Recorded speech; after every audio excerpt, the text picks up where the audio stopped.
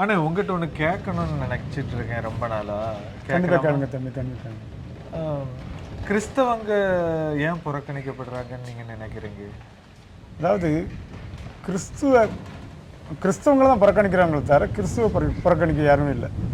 ஏன்னா ஆண்டவர் பண்ணுற மாதிரி யாரும் இங்கே பண்ணதுக்கு இல்லை. ஆண்டவர் பேரை சொல்கிறாங்க, எல்லாம் பண்ணுறாங்க. ஆண்டவர் என்ன சொன்னாரோ அதை மட்டும் கடைபிடிக்கிறது கிடையாது. இப்போ நீங்கள் உதாரணத்துக்கு நான் சொல்கிறேன், ஒரு திருப்பதிக்கு ஒருத்தவங்க போகிறாங்க.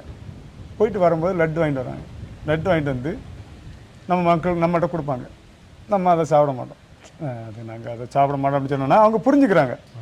அடுத்த டைம் வரும்போது என்ன பண்ணுறாங்க, அடுத்த டைம் இதேமாதிரி போகும்போது வர்றாங்க, நம்ம பார்க்குறாங்க, நீங்கள் தான் சாப்பிட மாட்டீங்க அப்படின்னு சொல்கிறாங்க. மூணாவது டைம் போகும்போது அதுதான் நல்லா நல்லா கேட்டுக்கணும், நல்லா பார்த்துக்கணும். உங்களுக்கு மூணாவது டைம் போகும்போது அங்கே இருக்கும்போது நம்மளை யோசிக்கிறாங்க. சே, அவங்க அங்கேருந்து வாங்கிட்டு வந்தால் சாப்பிட மாட்டாங்க அப்படின்னு சொல்லிட்டு யோசிக்கிறாங்க. மறுபடியும் வாங்கிட்டு வராங்க. அப்போ நம்ம முகத்தை நான் தான் வாங்க மாட்டேன்னு சொல்கிறேன் அப்படி சொன்னோன்னே அவங்க அடுத்த சொல்லுவாங்க, இது அங்கேருந்து வாங்கினது கிடையாது, கீழே வந்து கடையில் வாங்கினது அப்படிங்கிறாங்க.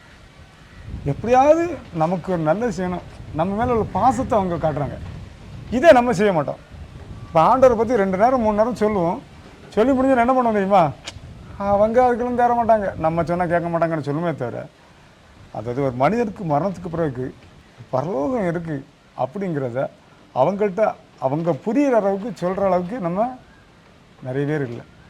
அந்த அன்பு இல்லை, அவங்கள்ட்ட அன்பாக இருக்கிற அளவுக்கு இல்லை. அவங்க வச்சுருக்க அன்பு இவங்கள்ட்ட இல்லை. இதனால தான் நம்ம அநேகர் புறக்கணிக்கப்படுறாங்க. இது என்னோட கருத்து. நீங்க சொல்றது 100% உண்மைதான். ஏன்னா கிறிஸ்தவங்கன்னு சொல்றாங்க, ஆனா அன்பை யாருமே வெளிப்படுத்துறது இல்லை. நீங்க சொன்னது என்னையே தொட்டது. திருப்பதியில போய் சரி, அவங்க அதை தான் திருப்பதி கோயிலில் உள்ளே தான் சாப்பிட மாட்டாங்க, ஆனா கீழே இருந்து அவங்களுக்காக அன்பாட்டை வாங்கிட்டு வந்தது எவ்வளோ பெரிய விஷயம்.